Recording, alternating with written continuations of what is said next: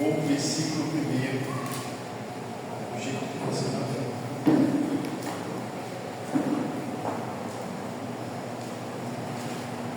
Irmãos, hoje eu quero falar um pouquinho sobre o sermão profético de Jesus. Inclusive, eu quero nos próximos cultos falar, dar continuidade a isso. Algo que eu vejo que é muito importante para nós, como igreja, nesses dias, entender o sermão profético de Jesus. Mateus 24, versículo 1. Quando Jesus ia saindo do templo, aproximaram-se dele os seus discípulos para lhe mostrarem a estrutura do templo. Jesus, porém, lhes disse: não vedes tudo isso? De verdade vos digo que não ficará aqui pedra sobre pedra, que não haja derribado. E estando assentado no Monte das Oliveiras, chegaram-se a ele os seus discípulos em particular, dizendo: dize-nos quando serão essas coisas, que sinal haverá da tua vinda e do fim do mundo? E Jesus respondendo disse: acautelai-vos, que ninguém vos engane, porque muitos virão em meu nome dizendo: eu sou o Cristo, e enganarão a muitos. E ouvireis de guerras e de rumores de guerras. Olhai, não vos assusteis, porque é mister, ou é necessário que tudo isso aconteça, mas ainda não é o fim. Porquanto se levantará nação contra nação, reino contra reino, e haverá fomes, pestes e terremotos em vários lugares. Mas todas essas coisas são o princípio das dores. Então vos hão de entregar para seres atormentados, matar-vos-ão, e sereis odiados de todas as gentes por causa do meu nome. Neste tempo muitos serão escandalizados, trair-se-ão uns aos outros, e uns aos outros se aborrecerão. Surgirão muitos falsos profetas e enganarão a muitos. E por se multiplicar a iniquidade, o amor de muitos se esfriará. Mas aquele que perseverar até o fim será salvo. E este evangelho do reino será pregado em todo o mundo, em testemunho a todas as gentes, e então virá o fim. Feche os seus olhos. Pai, muito obrigado por essa palavra. Muito obrigado, Jesus, por tudo aquilo que o Senhor tem nos ensinado nesses dias. Muito obrigado, Pai, por nós podermos estar aqui nessa noite. Ministra aos nossos corações, fale conosco aquilo que somente o Senhor pode falar. Meu Deus, nós queremos sair daqui totalmente transformados, e transformados pelo poder da Tua palavra. É isso que nós queremos. Esse é o nosso anseio, essa é a nossa expectativa. Em nome de Jesus. Amém. Pode se sentar, irmão.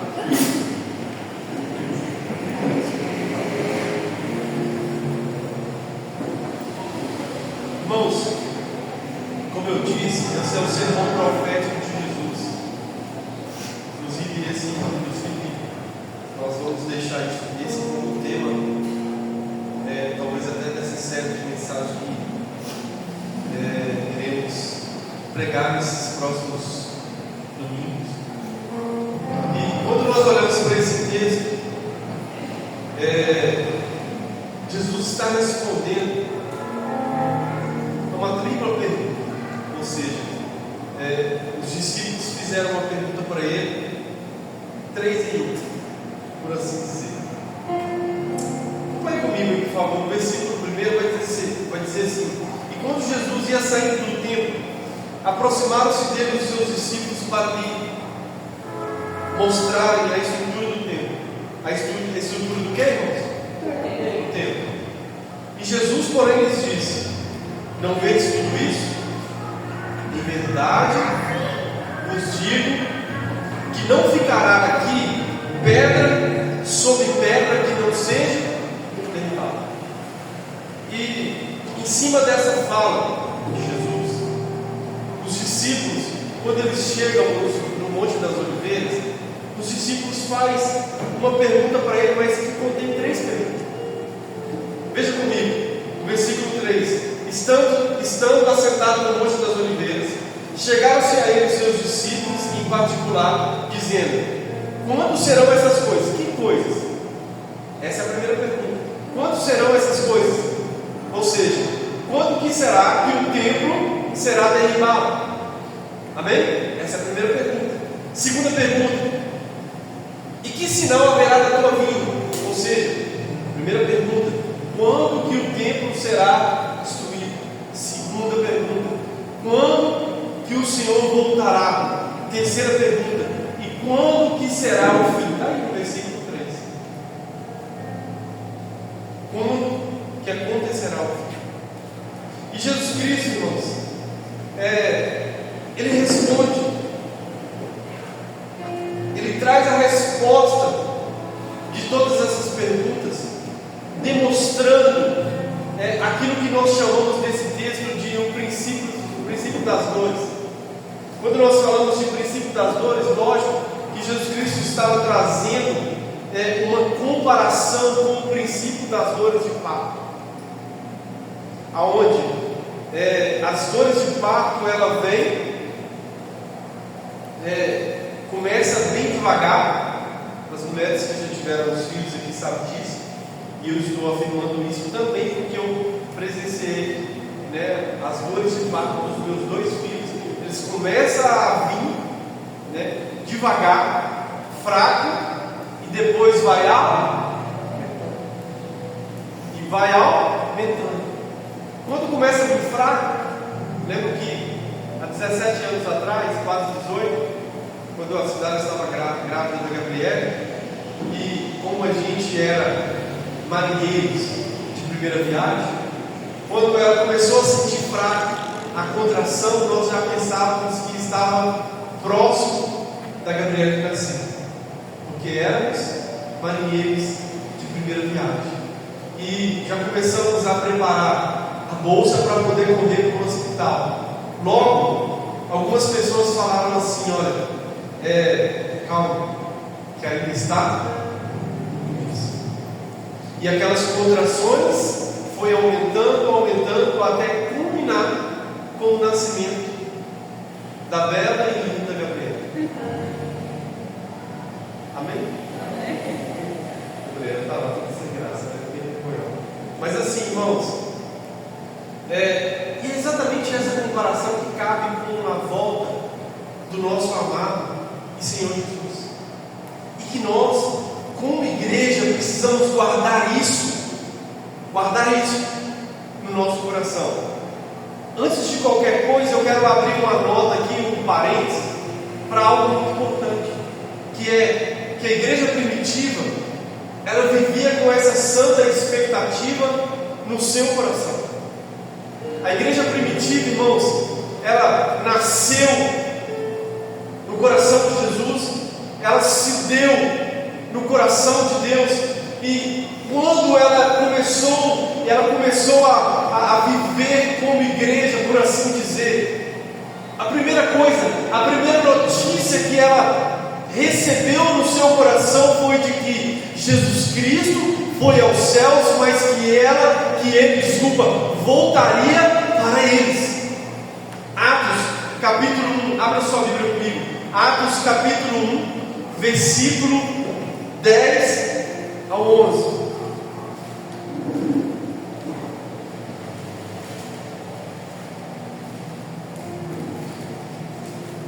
A Bíblia está dizendo assim, olha: estando com os olhos fitos no céu, enquanto eles subiam, eis que junto deles se puseram 2 varões vestidos de branco, os quais lhes disseram: varões galileus, por que estáis olhando para o céu? Esse Jesus, que dentre vós foi recebido em cima no céu, há de vir, assim como para o céu o viste, vi. Olha o versículo 12. Então voltaram para Jerusalém, do monte chamado das Oliveiras, o qual está perto de Jerusalém, na distância do caminho do Senhor. E foi lá em Jerusalém que a Bíblia fala que não muito depois desses dias eles foram cheios do Espírito Santo. Atos 2:42. Logo, a primeira coisa que eles receberam como notícia daqueles dois anjos: olha, porque vocês estão olhando para os céus? Porque vocês estão olhando para cima? Esse mesmo Jesus que esteve aqui com vocês e que agora está nos céus, trazendo mais clareza, que está à direita do Pai, esse mesmo Jesus um dia vai voltar para buscar vocês. Agora, irmãos, essa santa expectativa muda toda a realidade da nossa vida. Essa santa expectativa mudou toda a realidade da igreja primitiva. Por quê? Porque quando aguardamos a vinda do Messias, quando aguardamos a vinda de Jesus, a forma em que nós vivemos, totalmente diferente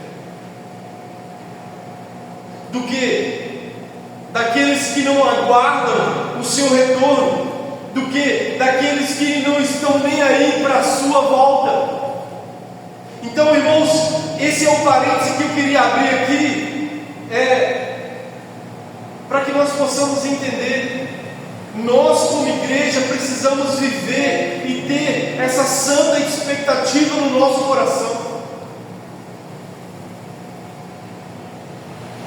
J.C. Ryle dizia que a doutrina da volta de Cristo é um remédio contra o mundanismo.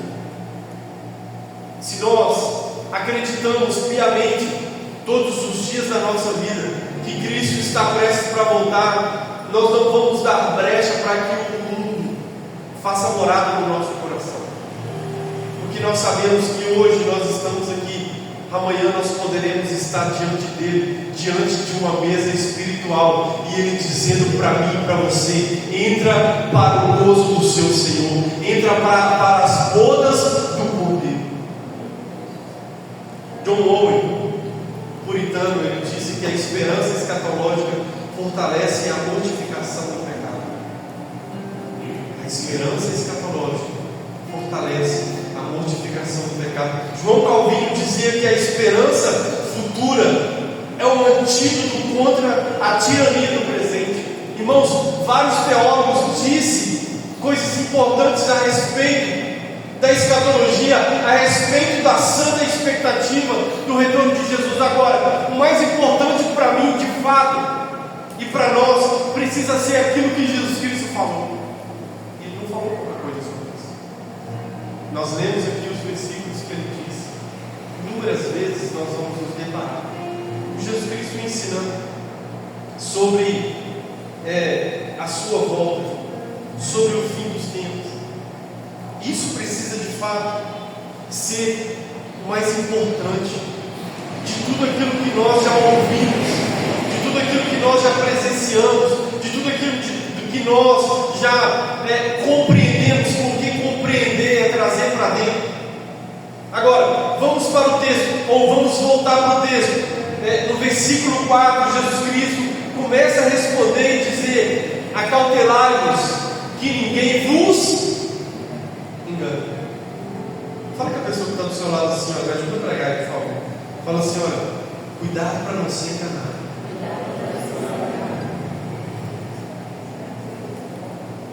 É isso que Jesus Cristo está dizendo. Cuidado para que vocês não sejam enganados.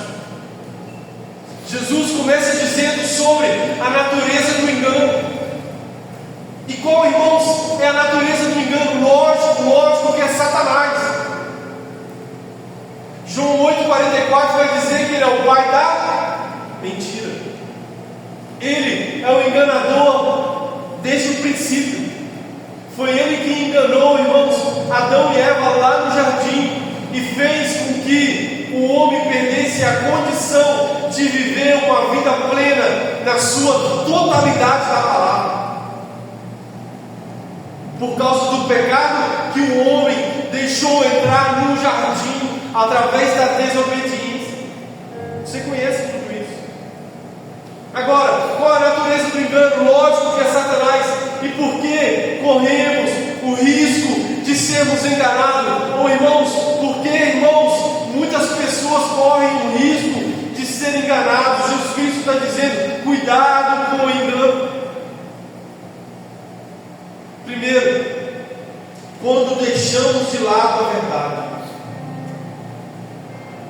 Quando nós deixamos de lado a verdade, irmãos, a verdade, ela não é relativa.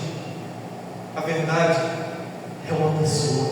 João 14,6, Jesus Cristo bateu no peito e disse: eu sou o caminho, a verdade e a vida. Ninguém vem ao Pai a não ser eu. A verdade não é relativa. E o mundo tem encarado a verdade como relativa. Aquilo que é verdade hoje, amanhã para eles já não é mais. Mas para nós, irmãos, Jesus é a verdade, em que nós precisamos agarrar todos os dias na nossa vida, em que nós precisamos andar todos os dias na nossa vida, em que a nossa vida precisa ser pautada, a nossa vida precisa ser pautada em uma única verdade, uma única pessoa, que é Jesus. E se nós olharmos para Jesus, se nós segurarmos as mãos de Jesus, se nós, irmãos, gastarmos a nossa vida com Ele, nós não seremos enganados. Mas olha que interessante, Jesus Cristo falou assim, no versículo 5: porque muitos virão em meu nome, dizendo eu sou o Cristo, e enganarão a muitos. Graças a Deus que eu encontrei essa palavra muitos aqui. Porque eu dou graças a Deus, porque aqui, irmãos, está enganarão a muitos e não todos. Isso quer dizer que uma pequena parcela não serão enganados. E eu acredito, irmãos, que nós estaremos em nome de Jesus, nós estaremos dentro dessa pequena parcela, ainda que muitos sejam enganados, nós não seremos enganados. Por quê? Porque estamos gastando a nossa vida com Jesus, porque nós sabemos que Ele é a verdade para a nossa vida. Muitos, não é todos. Jesus também diz assim: e ouvireis de guerras, de rumores de guerras. Olhai, não vos assustei, porque é necessário que tudo isso aconteça, mas ainda não é o fim. Jesus está dizendo, irmãos, que no princípio das dores, no momento onde as dores de parto são pequenas ainda, haverá engano. Pessoas vão dizer que são Cristo, mas não são Cristo. Haverá guerras, rumores de guerras, o pano de fundo para a volta de Jesus. Tudo isso vai acontecer, mas ainda, não se preocupe, ainda não é o fim. E sabe de uma coisa, irmãos? Do mundo, segundo o Comitê Internacional da Cruz Vermelha, hoje tem mais de 130 conflitos armados ao redor do mundo. Hoje, e muitas das vezes nós achamos que é somente a guerra lá da Ucrânia, a guerra lá dos Estados Unidos, Irã, e quem gosta de geopolítica sabe disso, Irã e Israel. E muitas das vezes, irmãos, somente quando nós vemos essas notícias que nós linkamos com a volta de Jesus. Quantas pessoas que nesses últimos dias, ao ver os rumores de guerra, virou para você e falou assim: Jesus está voltando. É o fim dos tempos mesmo, né? A gente precisa apertar nossos cintos. Eu ouço isso direto. Mas veja bem, Jesus está dizendo categoricamente que isso é o princípio das dores. Fala para o seu irmão que está do seu lado. É o princípio das dores. Agora, as dores de parto, lembra? Vai aumentando. As dores de parto vai aumentando. Jesus Cristo vai dizer no versículo 7: porquanto se levantará nação contra nação, reino contra reino, haverá fomes, pestes, terremotos em vários lugares. Infelizmente eu trago dados aqui muito tristes. No ano de 2024, 638 milhões de pessoas ao redor do mundo passou fome. Milhões de pessoas foram atingidas por peste. Milhares de terremotos tiveram ao redor. Todos os dias tem terremoto. E Jesus Cristo está dizendo, olha, versículo 8, mas todas essas coisas são o princípio das dores. Eu falei um pouquinho sobre o princípio das dores, mas eu quero continuar falando mais um pouquinho. Há também uma expressão que diz que é Braxton Hicks, que é falsas contrações. Eu descobri isso estudando que essas falsas contrações enganam a mãe. Como assim? No primeiro momento nos enganou. A cidade está passando mal hoje, não vou estar aqui. Enganou a gente no primeiro momento. É agora, não é? É agora, não é? Jesus Cristo afirma: isso é ainda o princípio das dores. Agora, no versículo 9 ele vai dizer: então vos hão de entregar para seres atormentados, matar-vos-ão e serem odiados de todas as gentes por causa do meu. Agora, irmãos, Jesus Cristo está dizendo aqui: olha, vocês serão odiados por causa do meu nome. Vocês serão odiados por causa do meu nome. Existe, irmãos, não existe algo tão maravilhoso, ao meu ver, do que você, de fato, ser odiado por alguém porque você amou de Jesus de verdade. E é tão interessante que Atos 16, versículos 6 e 7, a Bíblia vai dizer que quando Paulo chegou naquele lugar, as pessoas disseram assim: olha, esses que têm alvoroçado o mundo chegaram aqui também. Esses que têm alvoroçado o mundo chegaram aqui também. Será que nós temos uma pergunta que nós temos que fazer, irmãos, e refletir? Será que nós temos, como igreja, causado impacto nos lugares que nós estamos vivendo? Porque biblicamente os discípulos, a igreja do Senhor, por onde ela passou, ela causou impacto. Ela amou Jesus até a última instância. Em Mateus 6,13 vai dizer que nós somos o sal. Nós somos o sal. Irmãos, é sal da terra, não é docinho. Diferente. É o sal da terra. Agora, nesses dias nós precisamos voltar os nossos olhos para isso. Nós precisamos, irmãos, guardar o nosso coração nisso aqui, ó. As coisas estão acontecendo. É tempo de nós, irmãos, compreender essa palavra, trazer para dentro de nós, irmãos, e nos posicionar de verdade como cristãos que somos. Porque a palavra cristão, na sua essência, é sempre parecida.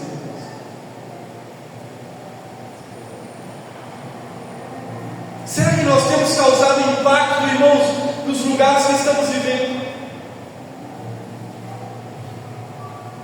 Será que nós, ao viver essa expectativa santa do retorno de Jesus, nós temos, irmãos, alcançado as pessoas e dito para elas isso: olha, Jesus está às portas, os princípios das dores estão acontecendo e você precisa se converter a Ele, você precisa entregar o seu coração para Ele. Será que nós temos vivido isso?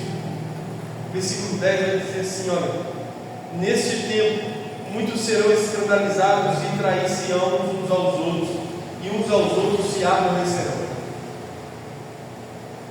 A traição será a marca do fim. Lembra de Judas?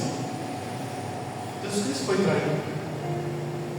Jesus Cristo foi traído, irmãos, por um amigo. Porque na traição, Jesus Cristo chamou ele de amigo. Judas deu nele. Agora, a traição será também uma marca do fim. Pessoas que nós conhecemos que vão nos trair, pessoas que nós consideramos que vão nos trair. Irmãos, Jesus Cristo está dizendo: olha, essa será uma marca do fim, do princípio das dores. Trair-se-ão uns aos outros, e uns aos outros se aborrecerão. Versículo 11: surgirão muitos falsos profetas e enganarão a muitos. Agora, irmãos, por isso que Billy Graham dizia que a Bíblia ela é mais atual que um jornal que vai sair no dia de manhã. Porque olha que interessante isso. Os discípulos foram alertados sobre os falsos profetas. E todos aqueles irmãos que vieram depois também foram alertados. Paulo, você vai encontrar Paulo falando sobre tomar cuidado com os falsos profetas em inúmeras passagens bíblicas. Agora, o que Jesus Cristo disse em Mateus 7 sobre os falsos profetas? Abra sua Bíblia comigo, volta um pouquinho aí. Mateus 7, versículo 15.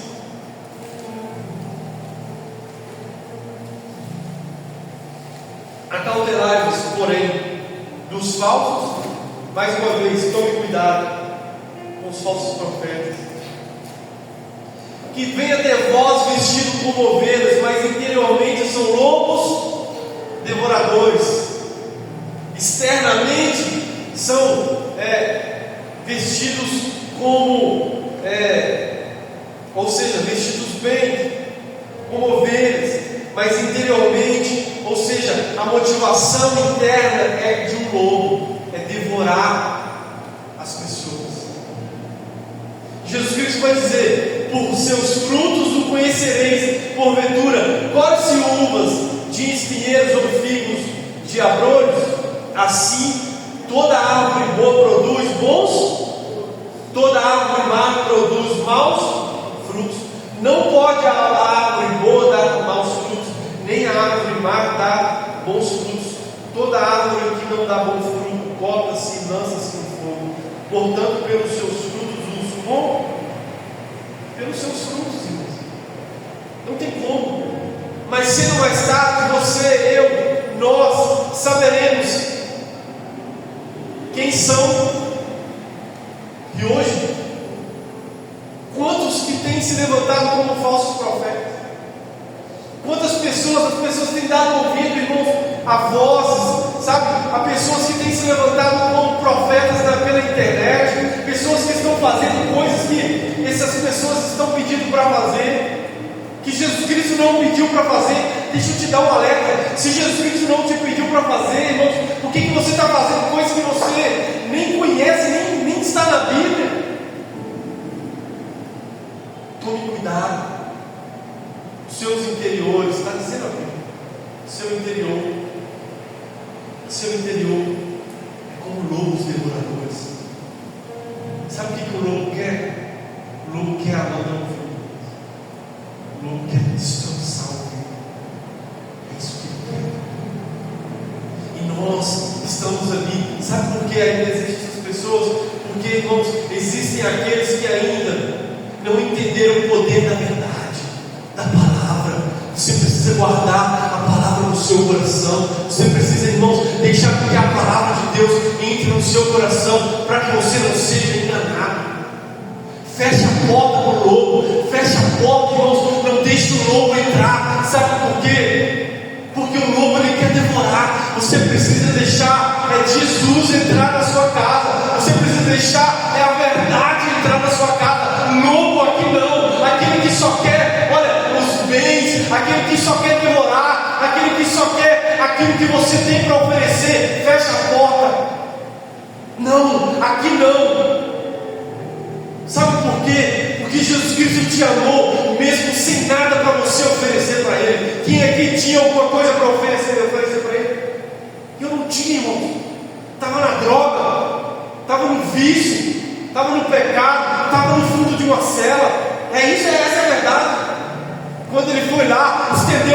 para mim. Isso, sabe o que é isso? Isso é graça. Isso é graça, irmãos. E eu não merecia. Alguém aqui pode dizer: eu mereço. Nenhum de nós. Então, Ele é, de manhã nós estávamos falando, Ele é o pastor das nossas almas. Ele que está nos conduzindo. Salmo 23: a pastos verdejantes e águas tranquilas. É isso que Ele tem para nós. Agora o lobo quer o quê? O lobo quer te devorar. Irmãos, tome cuidado para que você não seja enganado. Satanás não quer que você abra sua Bíblia. Você sabia disso? Satanás quer que você acredite em história inventada por ele, que não está na Bíblia. Satanás quer, irmãos, que você faça coisas que não está na Bíblia. Irmãos, cuidado, acautelai-vos, porém, dos falsos profetas que vêm até vocês vestidos como ovelhas, mas no interior a motivação do coração é de lobo. Pronto. Jesus Cristo fala sobre isso. Versículo 12. Voltando lá no texto, vai dizer, Mateus 24. Ele vai dizer assim, ó: e por se multiplicar a iniquidade, o amor de muitos, de novo a palavra, graças a Deus, porque muitos não é. Eu acredito que assim como Elias, quando enfrentou os profetas de Baal, os 400 profetas de Baal, quando ele voltou, ele foi afrontado por Jezabel, que era a personificação de Satanás, diga-se de passagem. Mas ele foi afrontado por Jezabel, correu e se escondeu numa caverna. E Deus foi de encontro a ele. E sabe o que Elias falou? Só eu fiquei. Tem mais ninguém. Só eu que estou aqui. Deus falou com ele: não, você não está sozinho. Ei, erga a sua mão para Jesus. Erga a sua mão para Ele. Deixa eu te dizer isso nessa noite. Você não está sozinho nessa caminhada. Deus já levantou um povo para Ele. Um povo que não se vende. Um povo que não vai se esfriar. Levítico capítulo 6, versículo 13. Um povo que vai colocar lenha sobre o altar. Aleluia. Um povo, irmãos, que vai se posicionar como sacerdotes. Não se multiplicar a iniquidade, o amor de muitos se esfriará. Ainda que ao seu redor o amor das pessoas estão se esfriando, deixa eu te dizer isso nessa noite: você não pode deixar que o amor se esfrie no seu coração. Todos os dias você precisa aquecer essa chama dentro de você pelo Espírito Santo que habita em vós. Ele vos batizará com o Espírito Santo e com fogo, João Batista disse. Então nós não podemos deixar, irmãos, com que esse amor, o amor a Deus acima de todas as coisas e o amor ao próximo, amar ao próximo como a nós mesmos. Mas Jesus também disse: o amor de muitos se esfria. Agora, irmãos, nesse versículo ele fala: por se multiplicar a iniquidade. Iniquidade é o pecado enraizado no coração, maldade profunda. Qual a diferença, pastor, entre pecado, transgressão e iniquidade? Pecado, errar o alvo; transgressão, quebrar o mandamento; iniquidade, a corrupção interna que ama o mal. Quando você peca, ou nós pecamos, é porque erramos o alvo. Quando nós transgredimos, quebramos um mandamento, ainda que nós sabemos do mandamento, quebramos. Agora a iniquidade é a corrupção interna, que o ser humano começa a amar o pecado. Sabe aquele pecado de estimação que as pessoas têm no coração? Fale de tudo, mas ficar livre desse pecado de estimação, é porque virou uma iniquidade. Mas, queridos, isso é maravilhoso. A Bíblia fala assim, mas, versículo 13, mas aquele que perseverar até o fim será salvo. Essa simples palavra mais, que dentro do português quer dizer uma conjunção adversativa, ou seja, sempre vai haver uma oposição quando ela é colocada. Jesus Cristo fala tudo isso, depois ele diz, mas, aleluia por todos os mas que Jesus Cristo. Mas aquele que perseverar até o fim será salvo. Aleluia, irmãos. Muitos serão enganados. Guerras, rumores de guerras, vocês serão traídos, vocês serão afrontados, vocês serão enganados, sabe? Vocês passarão por muitas dificuldades, mas Jesus vai dizer, mas aquele que perseverar até o fim será salvo. Aleluia.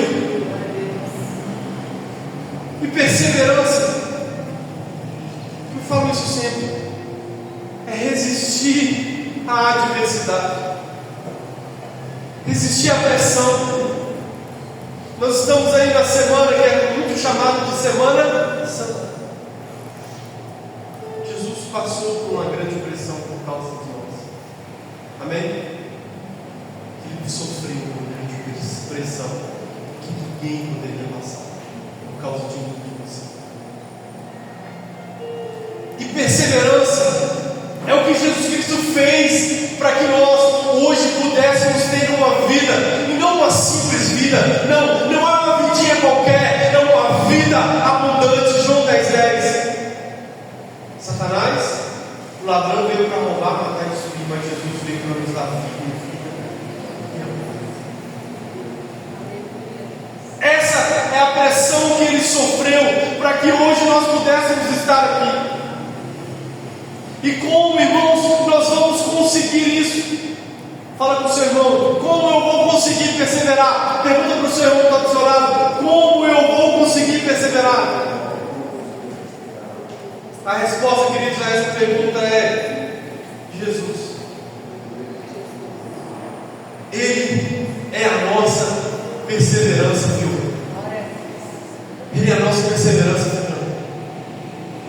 Ele que vai segurar a sua mão, crentes, todos os dias da sua vida. Mateus 28:20. Todos os dias da sua vida Ele estará com você. Aleluia. Ele é a nossa perseverança. E no dia mau, Ele me socorrerá. No dia mau, Ele me esconderá. No dia mau, Ele estará comigo. No dia mau, Ele vai segurar na minha mão e te dizer: eu não largo ela, eu vou com você até o fim, eu vou segurar na sua mão. No dia mau, Ele estará sempre conosco. É tão interessante porque esse versículo também diz: mas aquele que perseverar até o fim será salvo. E essa, irmãos, precisa ser a nossa maior motivação.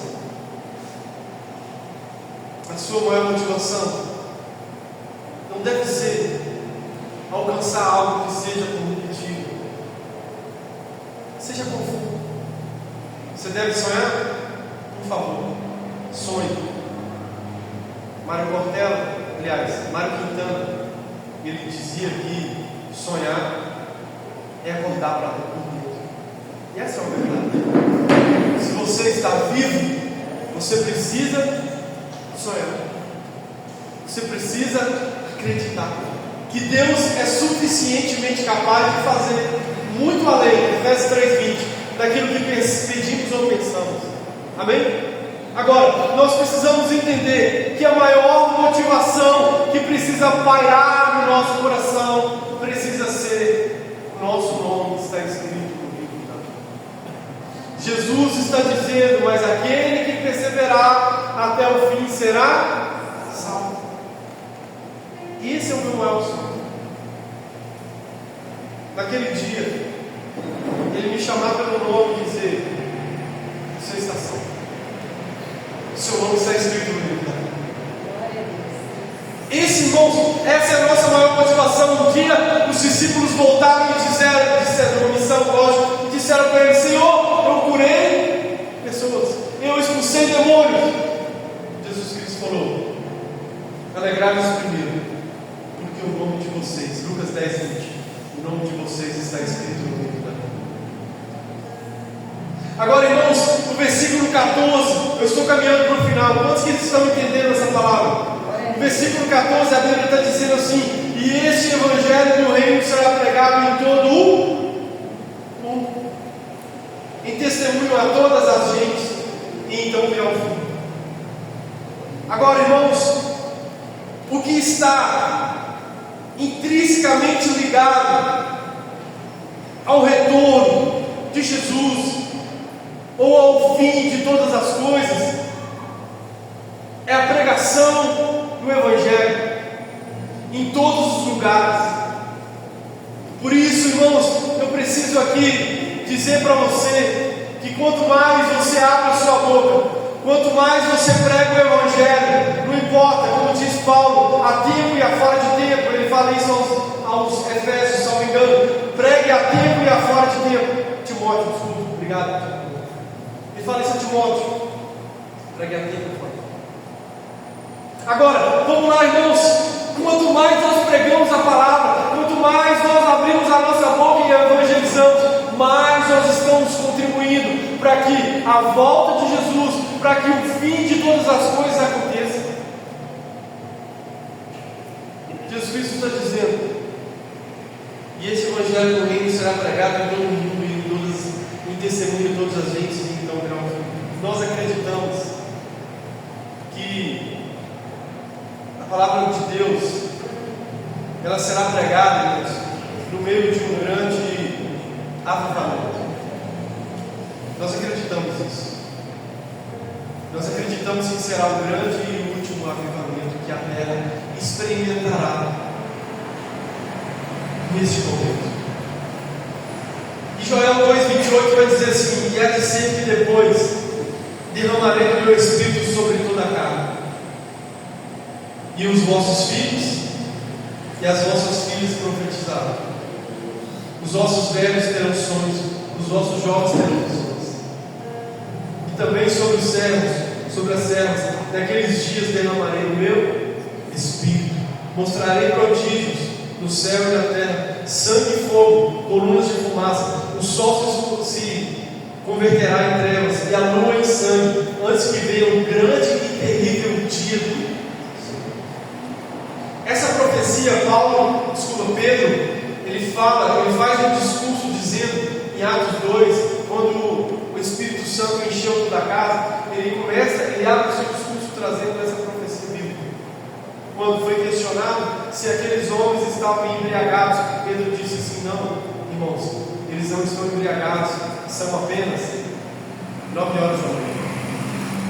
Esses homens, na verdade, estão cheios do Espírito Santo para se cumprir a profecia que está em Joel.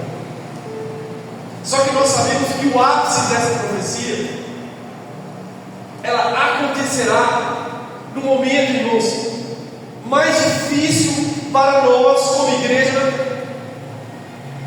Por que ela ainda não se cumpriu na sua totalidade? Porque o Evangelho do Reino ainda não foi pregado em todos os lugares. E por que, irmãos? Porque nós sabemos que, da mesma forma em que as dificuldades, as dores de partos irão aumentar, a glória de Deus também vai aumentar. Para aqueles que são cristãos, para aqueles que estão segurando, lembra que você vai estar segurando nas mãos de Jesus? Para esses será glória, será poder. Você não terá medo, nós não teremos medo da morte. Por quê? Porque o nosso coração estará totalmente cheio, preenchido com a verdade plena, que é a santa expectativa da volta de Jesus. Agora, por que você acha que os discípulos do primeiro século eram jogados dentro das areias dos leões? Eles estavam ali? dentro dos coliseus, eles eram queimados, eles não se preocupavam. Sabe por quê? Porque eles sabiam que a partir daquele momento eles estariam com Cristo eternamente. E nós não podemos e não devemos ter medo da morte. Sabe por quê? Porque Paulo vai dizer que se nós vivermos, irmãos, é Cristo. Mas se nós morrermos, nós estaremos com Ele eternamente. Se vivemos, vivemos para Ele. Se morrermos, estaremos com Ele. Aleluia! Essa precisa ser uma verdade que pare no nosso coração. Agora, todos os avivamentos que estiveram, que aconteceram aqui nessa terra, podemos citar alguns. O avivamento dos moravianos, 1727, ou o primeiro grande despertamento, 1730, sabe? O avivamento metodista wesleyano, no século XVIII, o segundo grande despertamento nos Estados Unidos, em 1790, no país de Gales, em 1904, ou na Rua Azusa, 1906, 1907. Todos esses despertamentos, todos esses avivamentos, irmãos, tinham como característica convicção do pecado, arrependimento profundo, fome de oração, amor pela palavra, santidade, conversão. Em alguns avivamentos, as pessoas caíam no meio da rua. Não é dentro de um templo, não é dentro de uma igreja. As pessoas caíam no meio da rua, chorando porque elas queriam a Cristo. A história vai dizer isso. Impacto social. A igreja, os cristãos impactavam os lugares, ou precisam impactar os lugares que eles estão. Curas, milagres, tudo isso aconteceu nos grandes despertamentos, nos grandes avivamentos. Você pode olhar biblicamente, isso é fato. Atos dos Apóstolos, a Bíblia vai dizer que as pessoas colocavam os enfermos nas ruas para que quando os apóstolos passassem, ao menos a sombra deles passasse por cima dos enfermos e eles eram curados. Imagine que Deus vai fazer através da sua igreja no momento de maior dificuldade aqui na terra, irmão. Fala assim comigo: eu preciso perseverar até o fim. Deus vai derramar o teu Espírito sobre toda a carne. E eu tenho falado com Deus: Senhor, não importa o que eu esteja fazendo, eu quero estar. Ainda que seja a coisa mais simples, eu quero estar dentro daquilo que Ele vai fazer, daquilo que Ele vai derramar. Quero ser participante de tudo aquilo que Jesus vai fazer. Agora, é bom nos lembrarmos, até para nós fazermos um link aqui, de que tudo isso vai acontecer. E a Bíblia fala que em Apocalipse, que um dia nós participaremos das bodas do... Tudo isso vai acontecer e nós estaremos com Ele. João, o discípulo amado, vai dizer que assim como Ele é, nós um dia Mas hoje é necessário perseverar. É necessário continuar gastando a nossa vida. Todas essas coisas que têm acontecido apontam para algo. Jesus Cristo voltará para buscar uma noiva. Jesus voltará para buscar os seus escolhidos. Jesus voltará para buscar os seus filhos, os seus discípulos. Jesus vai voltar para buscar aqueles que não se venderam a esse mundo, aqueles que não se dobraram a esse sistema caído, aqueles que não olharam para trás, aqueles que perseveraram em gastar a sua vida com Ele. Jesus vai voltar para buscar uma igreja lavada e remida no sangue derramado no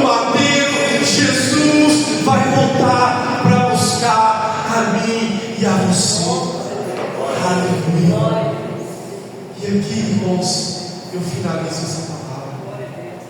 Como está o seu coração nesse dia? Pastor, eu estou guardando uma mágoa no meu coração. É tempo de lançar na cruz. Jesus está dizendo nessa noite para você: vinde a mim, todos vós que estáis cansados, sobrecarregados, que eu vos aliviarei. Tomai sobre vós o meu jugo e aprendei de mim, que sou manso e humilde de coração, e encontrarei descanso para a vossa alma, porque o meu jugo é suave, o meu fardo é leve. Vale a pena fazer trocas com Jesus.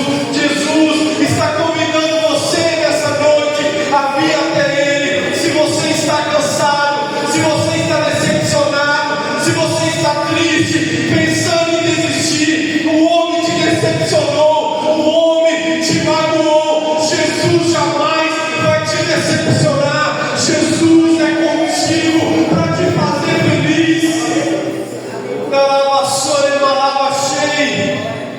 Você precisa acreditar nisso, de que Ele está levantando um povo lavado e remido.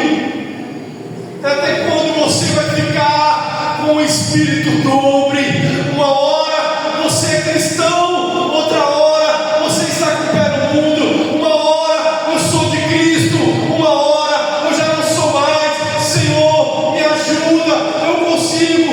Não, irmãos, você por você mesmo não consegue, mas Jesus essa noite é capaz de mudar sua história e de te mostrar que o caminho dele é perfeito e a sua palavra é poder. Lâmpada para os meus pés é a sua palavra. Eu escondi o meu coração com a tua palavra para não pecar contra ti. Vamos lá, igreja, você precisa entregar o seu coração para Ele,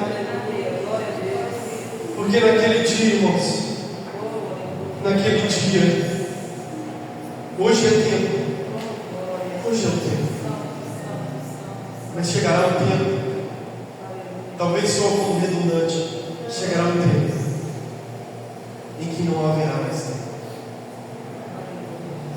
Não é relevante, é fato. Você precisa acreditar nisso. Hoje é o tempo de nós nos dobrarmos, como Evan Roberts falava no meio do avivamento: dobra-nos, Senhor, dobra-nos, dobra-nos. Que precisamos nos dobrar diante dele, nos humilhar-nos debaixo da potente mão, que ao seu tempo Ele vos exaltará. Chega de se humilhar diante desse mundo, irmãos. Chega de se humilhar diante de todas essas coisas, diante até mesmo de Satanás. Satanás quer ver você no chão, no pó, se prostrado diante dele, mas Jesus está dizendo: humilhe-se diante da minha potente mão. Por quê? Porque no meu tempo eu vou te exaltar. E não espere, irmãos, porque muitas pessoas pensam que esse versículo está dizendo: olha, fulano de tal me humilhou, ele vai ver, passar pela prova, ele vai passar pela prova e vai viver lá em cima. Não, sabe o dia que Deus vai te exaltar? No dia que Ele te chamar para estar com Ele eternamente. É nesse dia que nós seremos exaltados. O mundo não quis, o mundo rejeitou, o mundo disse não, crucificam. O mundo rejeitou, mas nós não. Nós falamos: dá-lhe Jesus, como diz o nosso amigo Gregório Beckwood: dá-lhe Jesus, apenas Jesus e somente Jesus. Eu só quero Jesus, e de novo Jesus, somente Jesus. Como sua cabeça, irmãos, no seu lugar? Como está o seu coração? É tempo de se arrepender. É tempo de nos arrependermos diante dele. Senhor, você pode pedir perdão